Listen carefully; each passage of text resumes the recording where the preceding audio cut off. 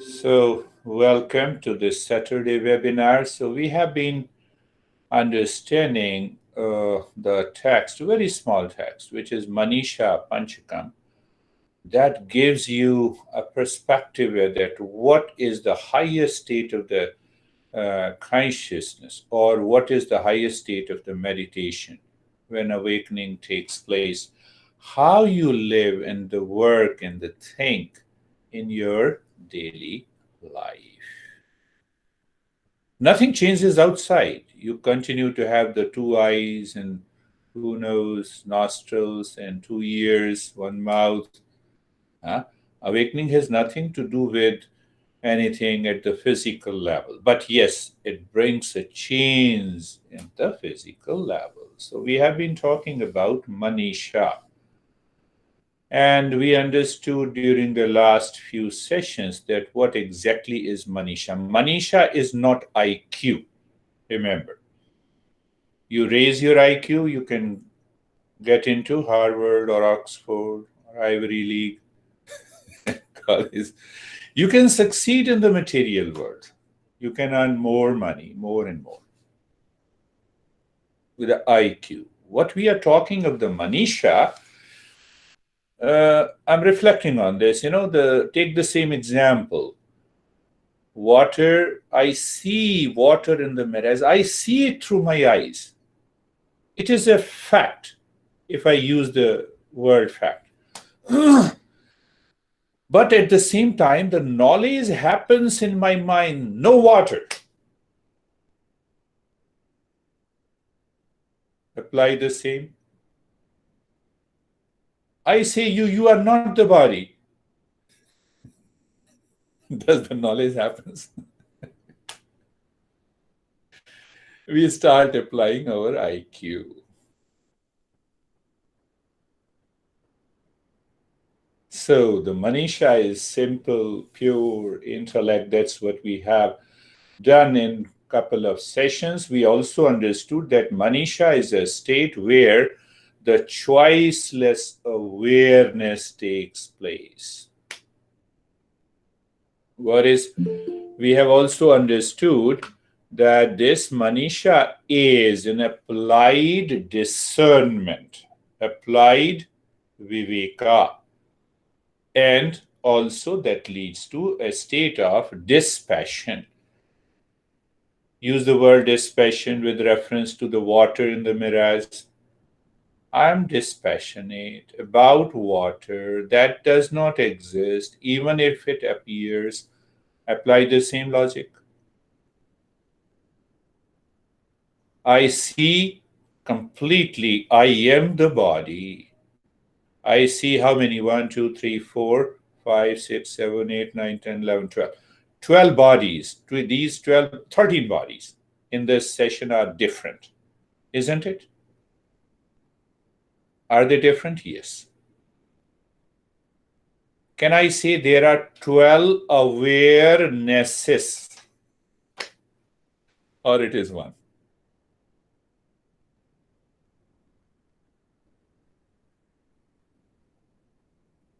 It is only one awareness. It is only one awareness. It is one consciousness. Are you see that? Can I see that as a knowledge, as a wisdom, deeper insight? What is going to happen? The magic happens. What the mind was claiming that I am the body, you drop that attachment. That identification drops. What Patanjali says, what happens in meditation, the third sutra, tada drashtu swarupe avasthanam. I'm settled into that real self, which is of the nature of pure consciousness, of the nature of permanent peace, happiness, love, and wisdom. That is the goal of meditation.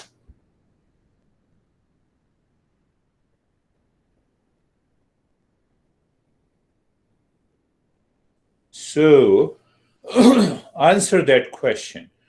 Are there 13, 14 awarenesses, or it is only one? It is only one. We never use the word awareness as a plural. So, meditation is that method, that process by which we do the same thing so that the knowledge of the reality takes place in my head. The way we do it with the eyes of a physics. What is the eye of a physics? Sky is not blue.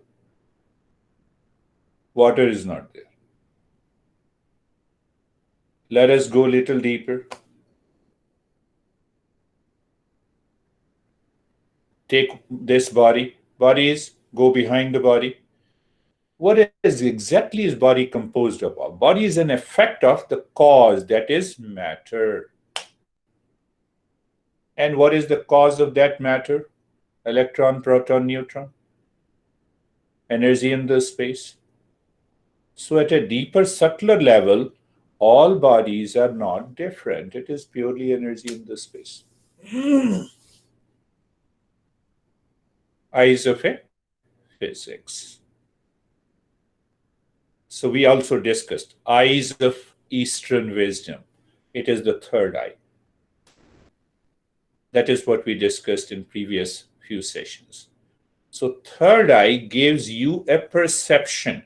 You can say, I have a third eye by which I know the sky is not blue. Again, I'm taking the same example.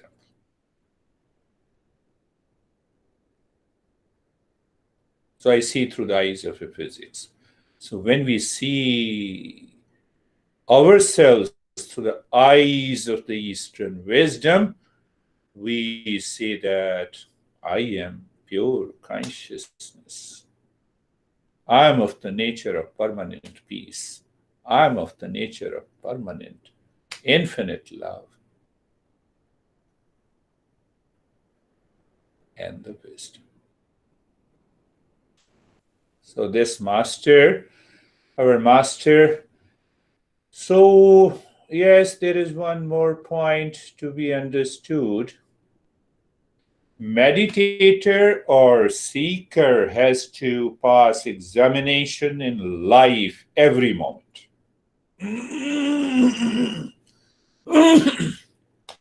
Sorry.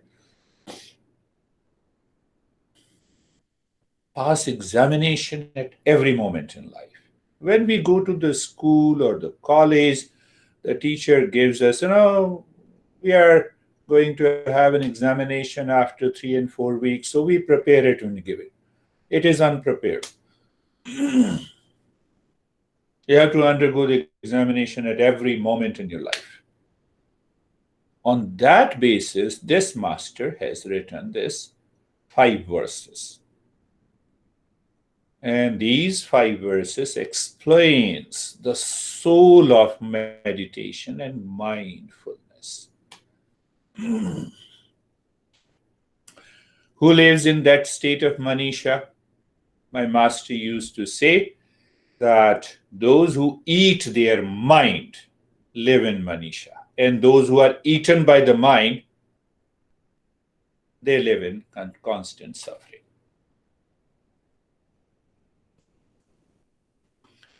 So now, can we answer that question? I understand. I know it 100% that the sky is not blue. Take the same example. The knowledge happens in my mind. Why the knowledge does not happen in my mind? That I'm my true nature. Because we are convinced about ourselves what we are. Who has that conviction? The intellect and the mind. There we say the mind lives in impurity.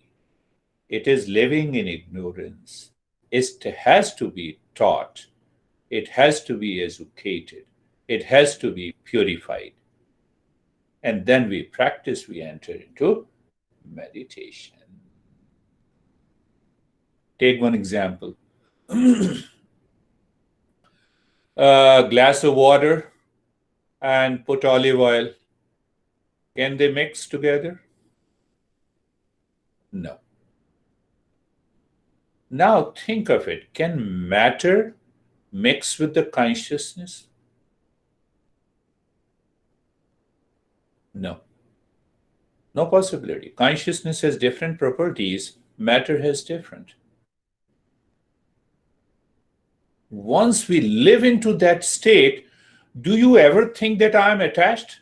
How the consciousness can be attached to the matter? See that? Look at it. Think in that way. Think in that way. Contemplate in that way. Water, oil, no. No, just that's an example. So same way, the matter and the consciousness cannot be attached.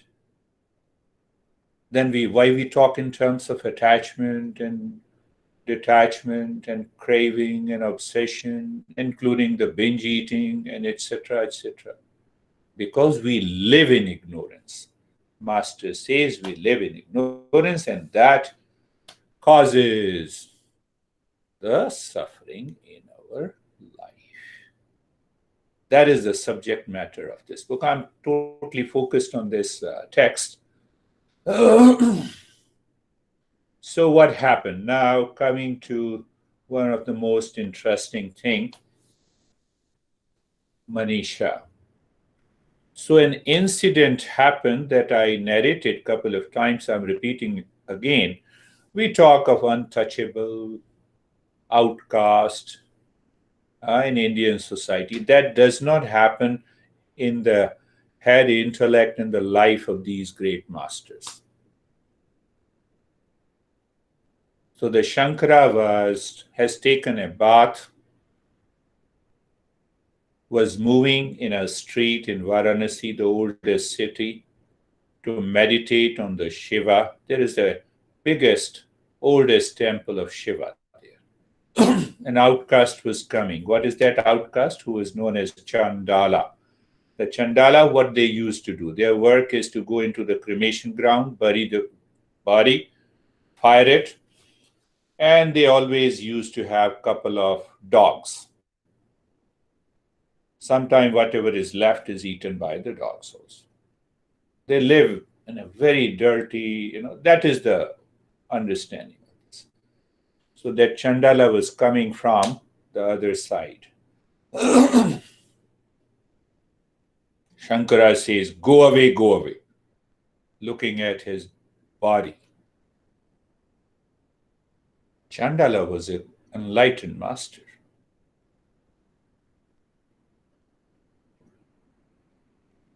One more thing to understand. We talk of a debate in the modern society. And in our Eastern wisdom, there used to be Shastrarth, loosely translated as debate. What is the meaning of Shastrarth? When the two masters meet, their focus is to express the essence and the meaning of the knowledge that is found in the Eastern wisdom. That is known as debate. In modern debate, I go in favor, you go in against. Who wins has a better argument. It is an exercise of IQ. But there, they both focus on the same. So I'm just giving a background. So now this Chandala outcast was also a great master. He looked into the eyes of the Shankara and says, to whom you are saying, go away, go away? To whom? This body? Cause of this body is matter. Matter is energy and space. You don't have a different energy in this space. Your body and my body, made up of the same thing, same essence, to whom you are saying, go away, go away. Are you really enlightened? Question. Nowadays, those people who claim I'm enlightened and you challenge them, you see what happens. Shankara smiled. And the next question he asked, if the consciousness is the same, which is like a space, it is the same consciousness in you and me. To whom you are saying? Are you saying consciousness, go away, go away? Tell me, to whom you are saying. If you are saying body, go away, it is same. And consciousness, you're saying, consciousness is one. Like the space is one. You cannot divide space. The magic happens when Shankara responds. That is the main thing. That is the main thing. What the master says, Shankara, you are my guru. He's an outcast. Shankara says, you are my guru. And he passed the examination. You are my guru. You are an enlightened one. Because you are pointing to me with a question, what do you mean by go away, go away? Shankara responds, pointer is consciousness, and that consciousness is real self.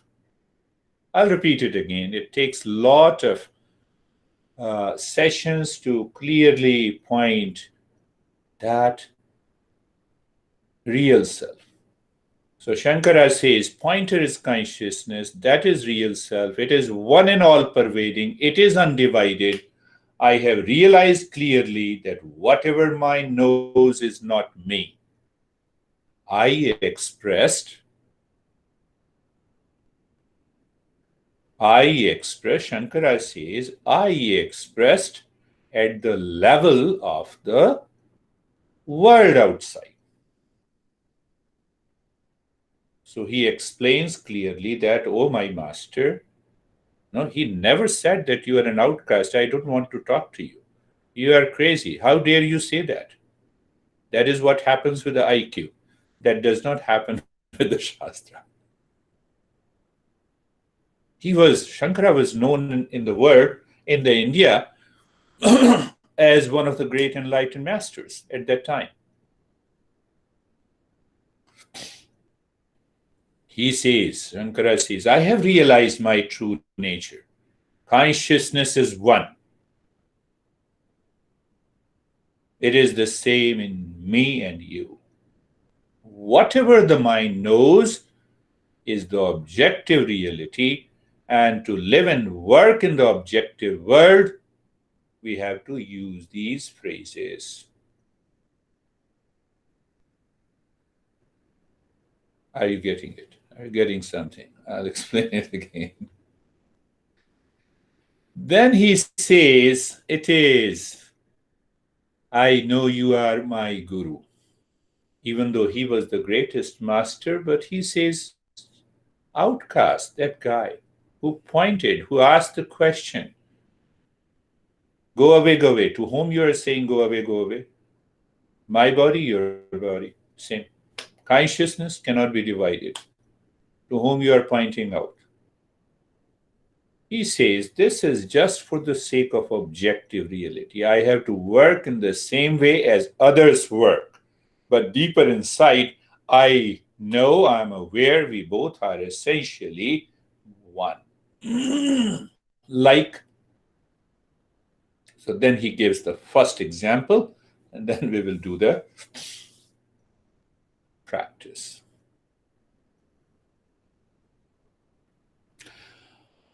Are you a waker in the waking state and not the sleeper in the sleeping state? If you are not the sleeper in the sleeping state, it cannot return to a waker state next day.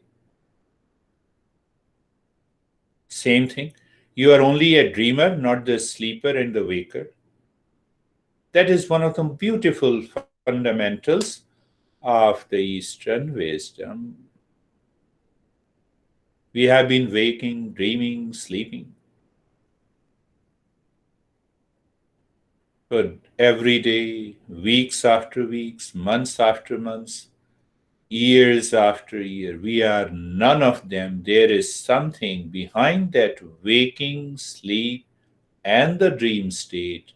That is our true nature, and that is none other than pure consciousness. That pure consciousness is real self, and that real self is the goal of any meditation or mindfulness. So he refers the same knowledge coming from the Eastern wisdom That in a waker state I realize my mind claims that we both are different. In the dream state, even then I realize that there is a difference, but in sleep state there is no difference at all. But I am present in the sleep, I am present in the waking state, I am present in the dream state. That I is my true nature. Can you link this principle with what we discussed? In deeper sleep state, I am not the body. He is pointing out. I am not the body. Even in the dream state, I am not the body because the mind is active. Mind reconstructs the world virtually, what we have experienced in the waking state. That is a fact. We understand that. So, what he is pointing out? He is pointing out, I am not a waker. It is the waker that sees you and me are different, but I'm not the waker. Problem is solved. And then he again bows down to that person and he says, you are enlightened. I know. When you ask these two questions, that is the debate in the Eastern wisdom. That is not the modern debate we understand. And look at the Shankara. He is saying, he is speaking these words in presence of hundreds of his disciples. And that society, which was definitely in those days, the outer society was divided with a caste and untouchability. Now that problem is not as deep as it was there. So these masters, they bypass, they transcend all those social restrictions. Their focus is, did you reach there or not? Do you live and work from that consciousness or not? So waker, body is divided. I see your body and my body. Dream state, virtual reconstruction, but I am present there. In the sleeping state, I am also present there. Means I'm neither the waker, nor the sleeper, nor the dreamer. I transcend all of them. I am present in all of them. Can I realize that state is the subject matter of meditation? Compare this. Sky is not blue. That blueness is a waking, sleeping, and dream state. Knowledge, I see it appears blue, but it is not. How firm we are in our conviction. And that conviction comes from the Manisha. So when the intellect is educated and disciplined, the intellect does not allow mind to dictate, and the mind moves with its false claims and the wrong notion that I am attached, I am identified, I have a lot of craving, my mind goes to the pleasure seeking. They all drop, and the Manisha leads us to the state of meditation.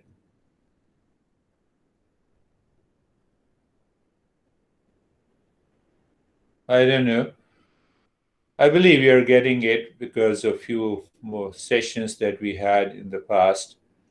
So that Manisha is pure, simple, doubt-free, and full of conviction. How that Manisha is attained? I told you, it is a state of choiceless awareness. And we have to apply discernment, viveka, in the intellect, what is real and what is unreal. When we live with that awareness, it leads to dispassion. And when it leads to dispassion, it becomes Manisha, and the Manisha can go easily, effortlessly into that state of meditation.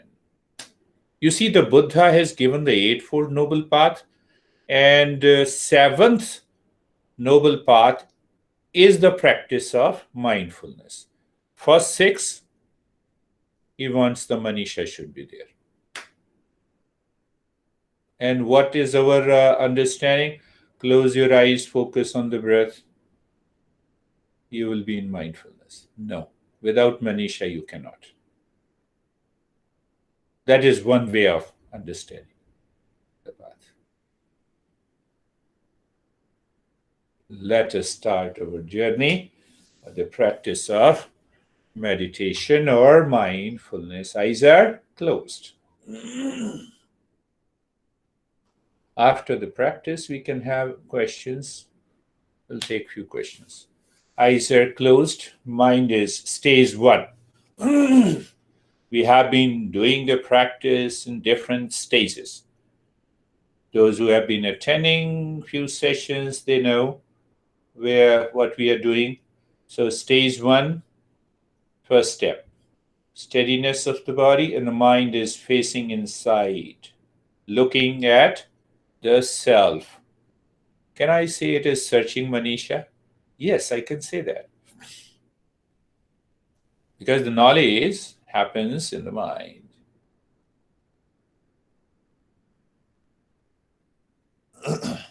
I'm tweaking a little bit so that in future sessions we can go deeper.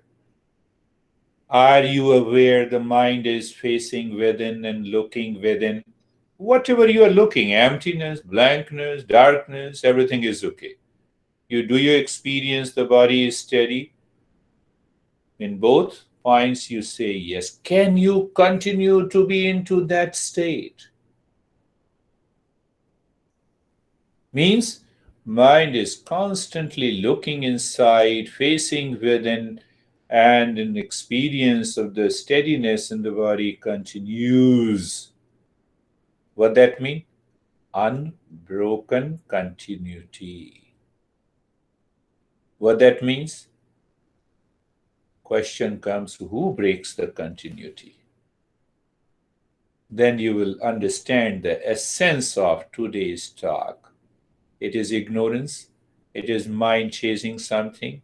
It has some thoughts from the past or the present or the duality or the conflict or the images coming from the memory. That breaks the continuity. See that? I'm tweaking to take you to higher journey in the following sessions, my friend. So let us go to the second step of the stage one, being comfortable. Being comfortable also helps you to move into the same direction, to maintain that unbroken continuity. Follow one step at least 5 minutes every day, 10 minutes every day. One day, what is going to happen? You'll continue to sit for an hour with one step. You are already there. Second step, being comfortable, follows the same direction, moving the mind on the neck joint. Be there, feel and experience sensation, being comfortable and steadiness. Now see that because of the Manisha, the second step becomes so fluid and simple and easy. As if you are walking casually into the practice. Move the mind on the shoulder joints, feel the sensation, being comfortable and steadiness.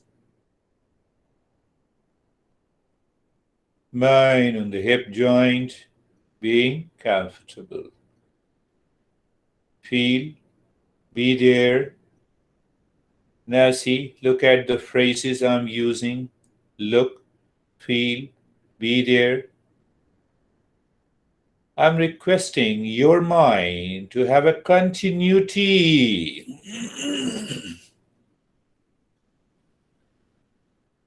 Continuity is broken by the impurity. So we know the entire journey. Move the mind on the entire body from the crown to the toes, looking at all the joints of the body.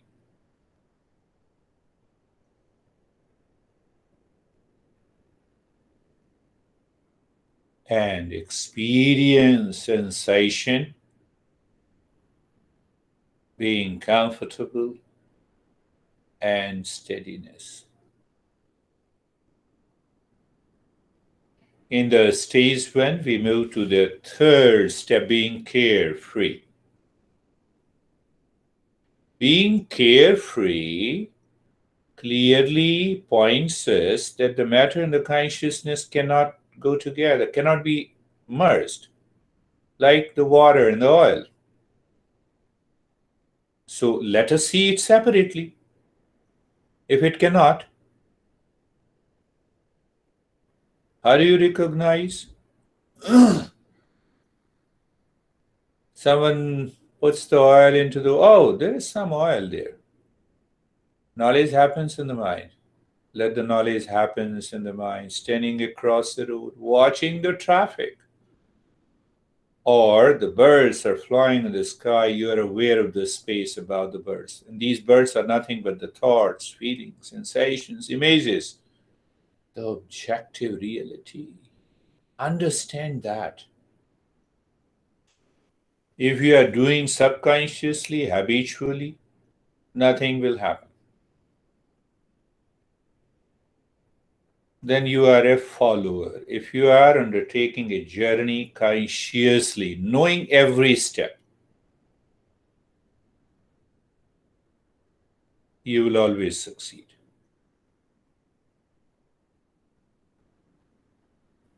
So, in a normal way, we say, let the thought come, let it go. That is what we say.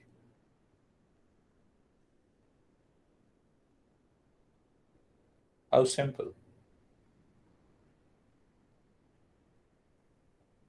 And now we move to the fourth step of the first stage, being casual, natural. What I'm referring to? The Manisha is being natural, by which I know the sky is not blue. Do I need to do some intellectual exercise or breathing exercise to know that the sky is not blue? See the point. That is what is being casual. And once we have completed the stage one, in the stage two, we'll continue with the same stuff, and that is important. Consciously doing it. What? Purifying the mind. How do we purify the mind? With the two steps that we do. So first look deep inside. Where you look inside? You look deep inside the chest. Good. Are you seeing the space? Yes. Are you cheerful? Yes. Start breathing short and quick breath from the chest. Remain cheerful. Cheerful should continue. There's some short and quick breath.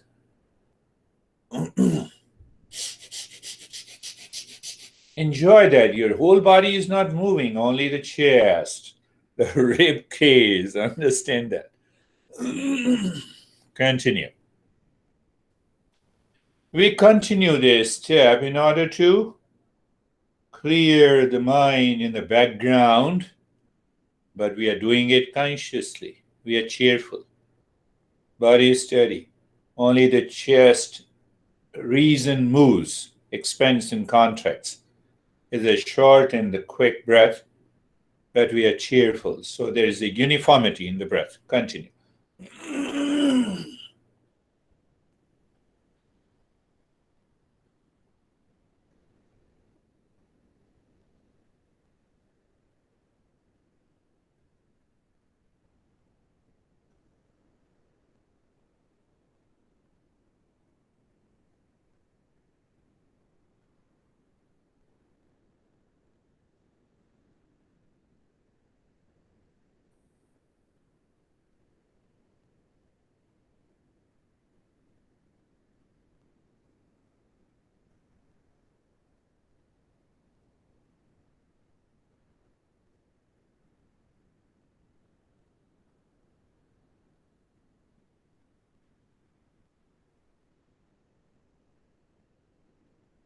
And stop this breathing, do nothing. Remember the goal of the stage 2 purification and a natural focus where the mind keep looking inside, keep moving inside. Patanjali says it gives you a remarkable focus and it removes the veil of ignorance. What? Any practice are related to the breath. But we want to raise the prana in the mind from the lower to the higher nature. So take a deep, silent, slow breathing. Take your time. Should be totally silent inhalation. But exhalation should be long, deep, humming sound so that your breath rate per minute drops down. That is my goal for you. Continue.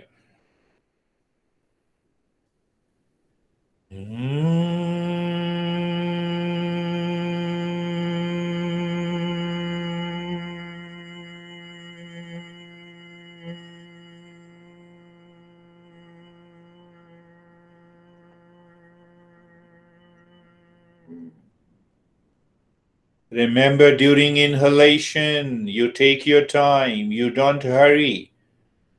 If your mind makes a hurry, you are falling back in the control of the mind. The mind will start eating you. Remember, maintain that awareness. You only need an awareness. You understand the principle. Every time inhalation is deep, silent, slow, should take enough time. Where exhalation is deeper, longer, humming sound.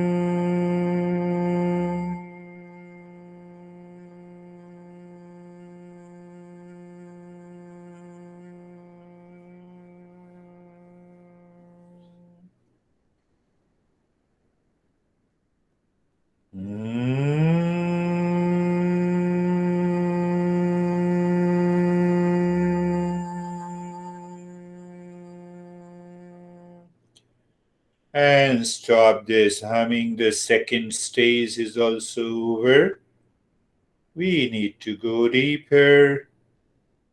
And by a simple step in the stage 3, we superimpose Om Shanti on every object that drops into the mind subconsciously, habitually from the past impression. What we do in this step? Remain as you are in the state of sensation, relaxation, and stillness, looking inside. Did we understand the step 1? I asked you to have an unbroken continuity. That is what we are going to achieve at a different level. Any thought comes, you superimpose Om Shanti mentally without moving the lips or the tongue. Any image comes, Om Shanti. Any feeling happens in the body, Om Shanti. Any experience takes place, Om Shanti. How you do it? And I explain that by a simile that I come to your house, you ask me, what's your name? I say Om Shanti. What you do, Om Shanti? Where are you going, Om Shanti? Why you have come to my house, Om Shanti? Will you take $100, Om Shanti?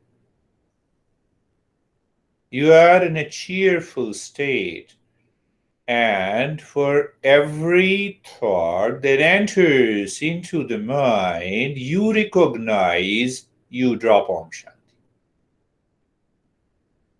Isn't that so simple? You will come to know when which thought you get carried away.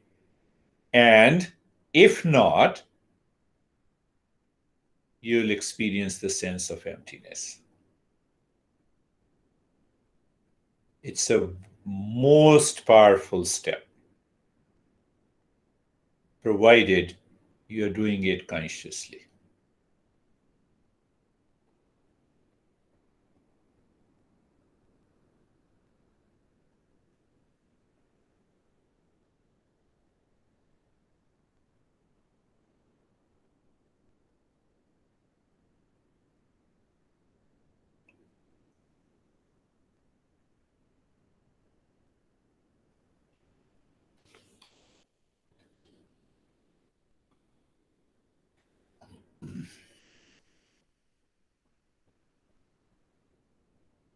Om Shanti. Om Shanti. And if nothing comes, enjoy that state. What is that state? That we had a glimpse in the very first step of unbroken continuity of steadiness and the mind moving within uninterrupted. Patanjali defines meditation as, in the third chapter, uninterrupted flow of the mind is meditation. Tatra pratyekatanata dhyanam. That is what we are doing. What happens? That knowledge happens in the head inside. So I need not to remember these phrases. They come. Om Shanti. Om Shanti. Shanti.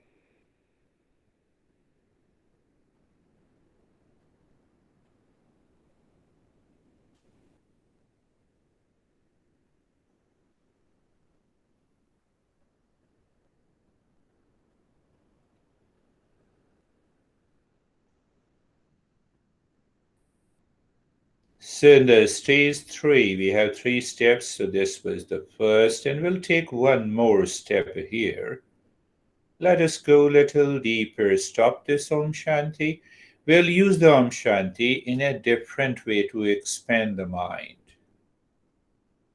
Don't depend on the breath now, as we did in the previous steps. Move the mind naturally and freely on the crown of the head and say Om mentally. Become aware of the infinite space. Then move the mind deep inside the heart. Shanti. Become aware of the space. Again, as if you're just walking casually. There is no one.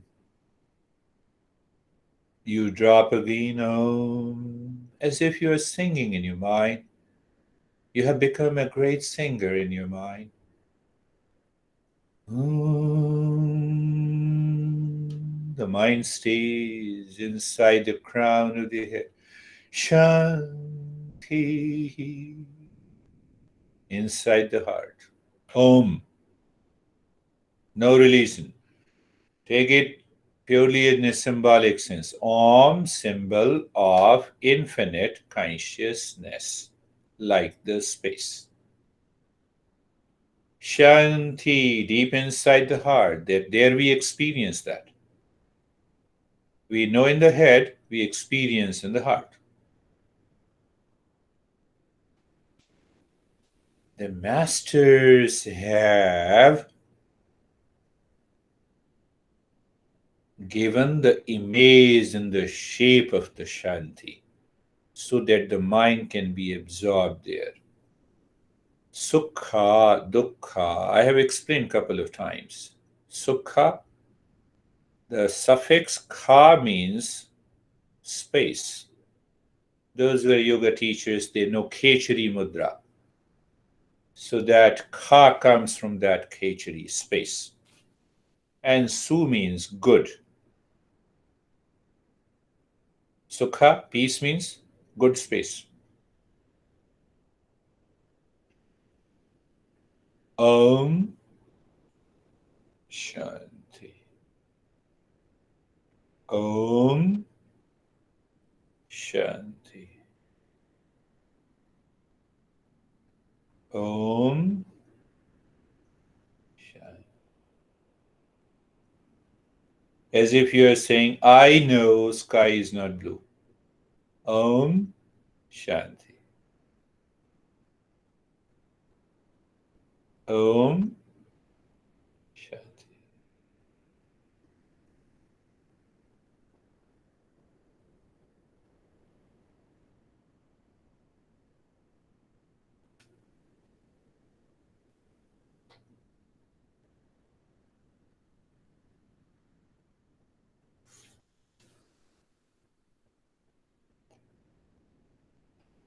Om Shanti.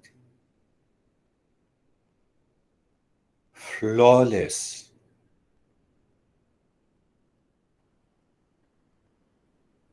Om Shanti.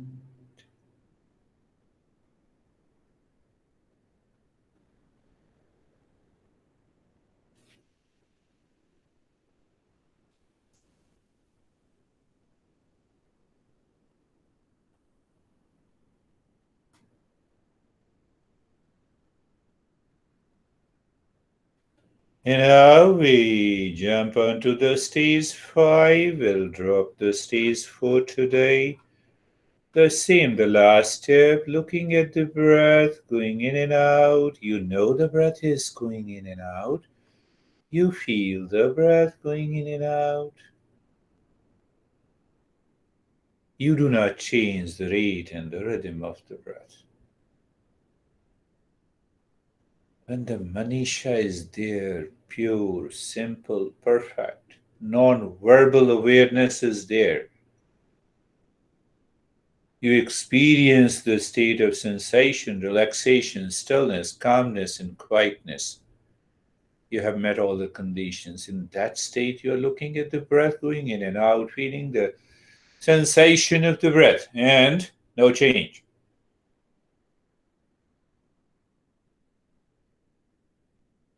That is what the Buddha did not give us the practice in the first step of the Eightfold Noble Path. He guided us, understand the right view, right knowledge, right thought, right speech, right action, right livelihood, right effort. Done. Enter into meditation. That's what we did in a different way.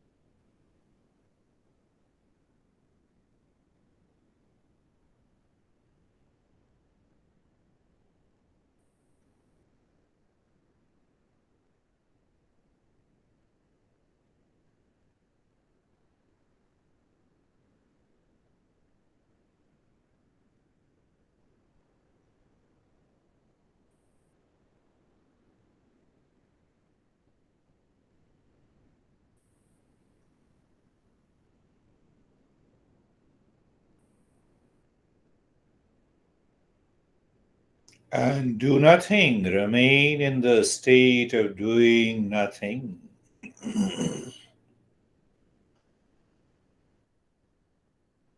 When we are in the state of the Manisha, we are not doing anything, still we know the fact and the truth. Water, not there. Blueness, not there. I know.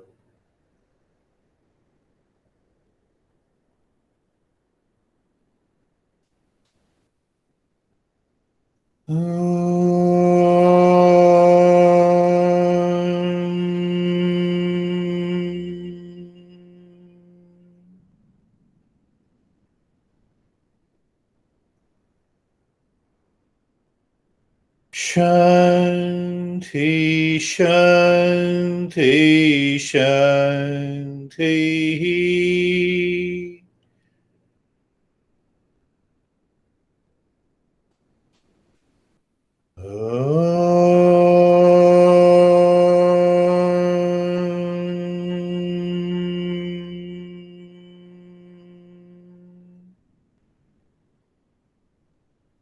Shanti, Shanti, Shanti.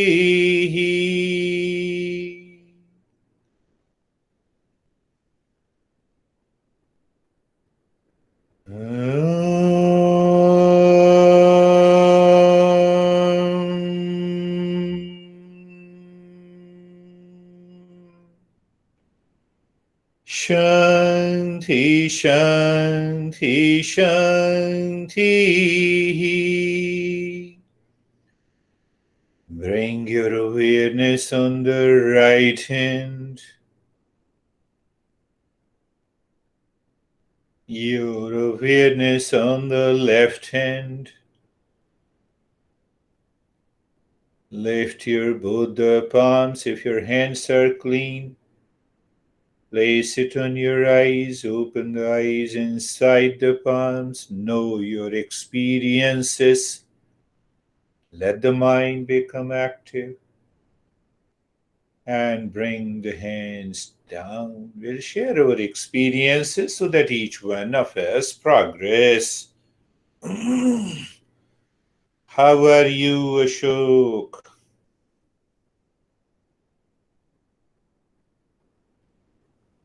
How are you, Sangeeta?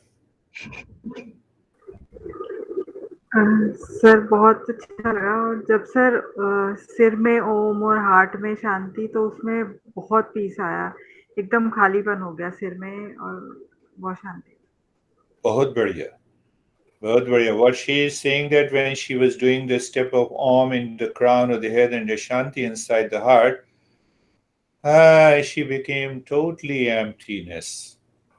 Emptiness was there. Wonderful.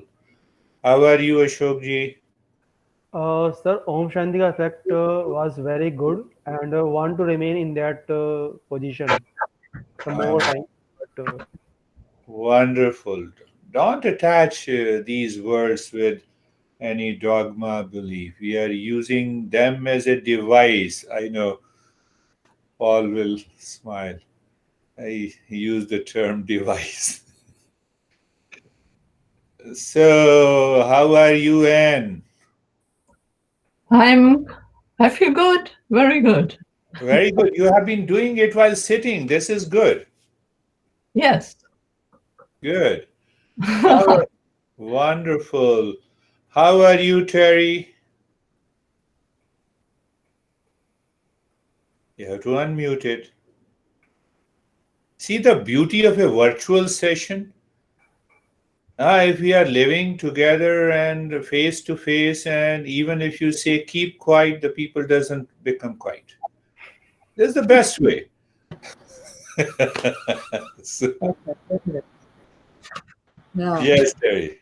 now I'm. Yes, I was feeling pretty good. I was going pretty far into it, but wonderful. I felt like my body was doing things that I didn't want it to do. Like I was different from my body. and it wasn't doing what I wanted. That But so awareness I don't know is, what that awareness is most important. I told you, matter and consciousness, how you can merge them? No way. They are already separate. So once you experience that kind of a separation, something happens here and you enter into a deeper state of meditation. Wonderful. How are you, Samir?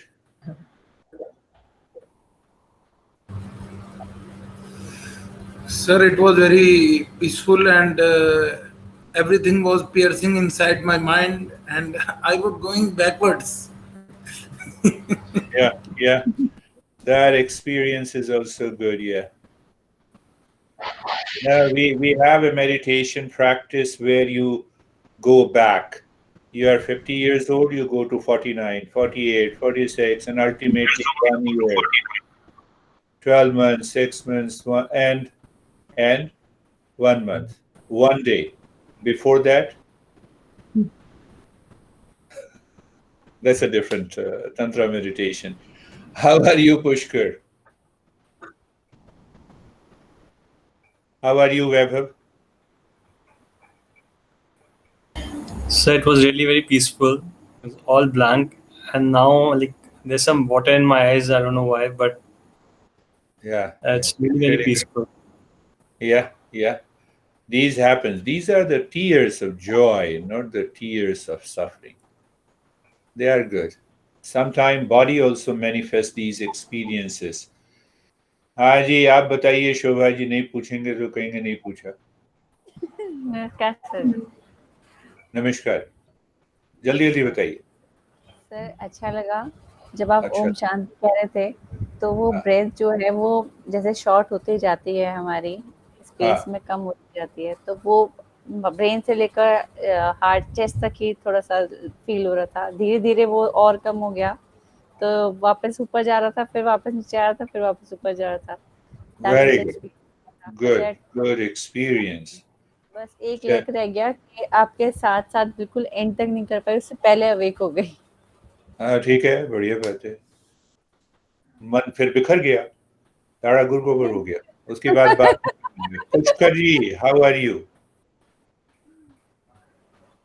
Sir, it was very good experience, but the sir at the last moment, sir, connection was lost. That happens. Last moment, sir, not in between, but sir, it was good. Gurudev Pranam.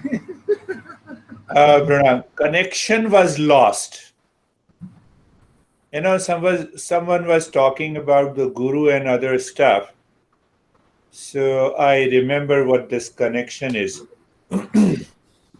So I told her that, do you see that the water is free in the Himalayas? Isn't it? Water is free in the Himalayas. Go there, learn there. But the same water goes to your home. Is it free? The earth is totally free. Priscilla, you know, a lot of in our profession, no, everything should be free. Earth is free. You build a house, is it free? Hey, where are you? Ask yourself, how are you, Paul and Priscilla? Just worry about yourself. Good. My head was empty and there was a big black space in it. Good. And my body felt very heavy. It was a good experience. Good experience. Yes, it's a wonderful, it's a deeper. How are you, Paul? Doing well. It was deep and it was too short. Yes, that is, yes. But it was very, very deep. Very deep. And that notion in the mind tells us that definitely we have gone very deeper. It should have continued. We will continue one day. How are you, Stephen? Very good. A very peaceful, quiet mind throughout the entire meditation. The only thing that stands out to me is my feeling of my body temperature. both going up and down at moments where I was very warm and then other moments I was very cold. Very cool, yeah. That's a good experience. I think a lot of research studies have been done on meditation or mindfulness and different practices. So some people say that rise in the temperature has more to do with your GSR, galvanic skin resistance. So that suggests that you are into a deeper state of calmness and peace. So there are a lot of, that we will talk in other sessions. But anyhow, you have went deeper into it. So we are, yes, now David and Jerry.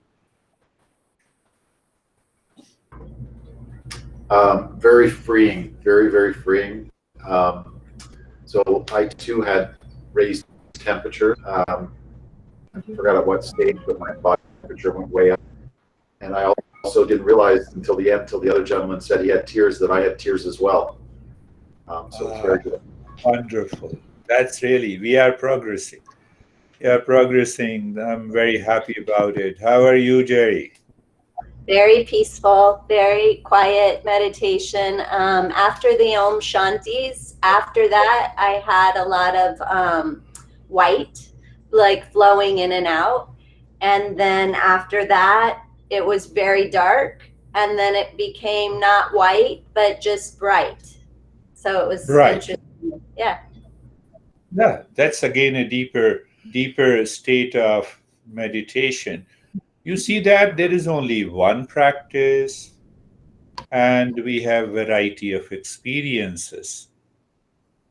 But what happens when your mind and intellect is totally purified? It reaches to a state of Manisha. From that Manisha, you do any practice. I'm just bringing one beautiful understanding of this Eastern wisdom. You'll be surprised. So that Manisha, you have reached to that state of Manisha. Now you practice any meditation, you reach to the same result. You might have heard about Gayatri Mantra, that is known as one of the most powerful mantra. You see, sabko pata, apne ko pata nahi. So that was discovered by a master known as Vishwamitra. Later on, 5 different masters have revealed the same Gayatri Mantra. Now we talk of uniformity in the scientific research. I'm relating to that. So not one master, but more than 200 masters have realized the same Om when they reach to the Manisha. That is why we use Om. We don't use it for some dogma, belief, or religious sense.